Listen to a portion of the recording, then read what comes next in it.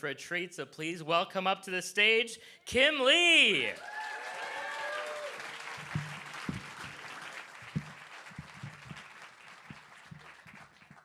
Hi, I've been in the museum world for 8 years and electronic dance music for 3. EDM shares the same heartbeat as museums. Both are places where strangers gather to look and hear, but also to feel. In museums, we sometimes believe if we build it, people will come. Launch a touchscreen, a website, even a new building. But like an EDM festival, building the stage isn't enough. At a rave, no one just comes for the lights or the speakers. They come for the experience. I've danced in the rain and I've held down my tent in high-speed winds because connection matters more than the technology. Tech alone won't move people, intention will. And let's be real. Many of us arrived here tonight carrying some form of stress or grief. And connection matters because it helps us hold all of that together. Hyper-connection online makes everyone performers and passive consumers. It gives us the illusion of intimacy, but we're lonelier than ever. Museums and EDM cut through this, creating spaces where people gather, move, and share experiences together. Likes, brand, followers, real connection means presence, not performance. And that's what EDM and museums give us, a reason to be here, a reason to be here now. EDM culture has a simple mantra, PLUR, peace, love, unity, respect. It's not just words, it's practice. There's even a handshake. People shed judgment and open themselves up to differences. That ethos feels connection. Museum visitors are seeking the same thing, to feel welcome, to be part of something bigger. They come open to the stories we tell, and whether or not they say it, they reflect on how their stories connect to others.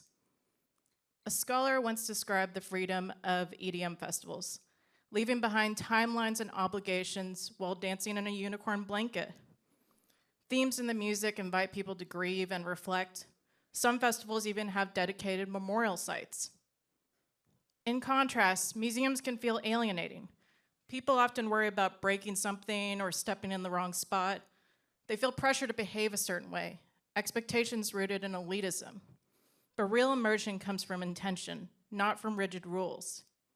That's why chasing the next flashy tool, holograms, apps, even AI can fall flat. Without clear intention, technology is just noise. True immersion comes from thoughtful design and care, not gadgets. When we design for awe, reflection, and care, people don't just consume, they remember, they return. That's what transforms a digital experience into something worth revisiting. And for me, that's a festival called Wakan in the Ozark Mountains. Wakan is more than just music. It's a community. People camp, decorate their sites, leave treasures for strangers. It's a space for reflection and catharsis. And that culture of creativity and belonging keeps me coming back. At Wakan, the culture is shaped by the attendees, not just the host. Museums can do the same. When artists and community members share stories or create engagements, visitors feel represented, and that's how institutions become living rooms for communities. What if visitors created their own spaces inside our museums? How might we invite PLUR, peace, love, unity, and respect, into the white walls our museum boards covet? What could belonging look like if we ask our audiences to help build it? EDM shows us that belonging is built through participation, not perfection. Imagine if you invited community members to place mailboxes around your museum, and then invite other visitors to take something and leave something in return. Ritual keeps participation alive. Fans of EDM artist Daily Bread have a tradition of slinging bread in the air as the bass drops. What if museums invited their communities to create their own rituals of belonging? Not everything has to be so serious. In today's economy of uncertainty, humor is a form of community care. EDM shows us how. Inside jokes by DJs ripple through the crowds. What if museums made space for laughter too? DJ Liquid Stranger has a running inside joke called Spaghetti Time.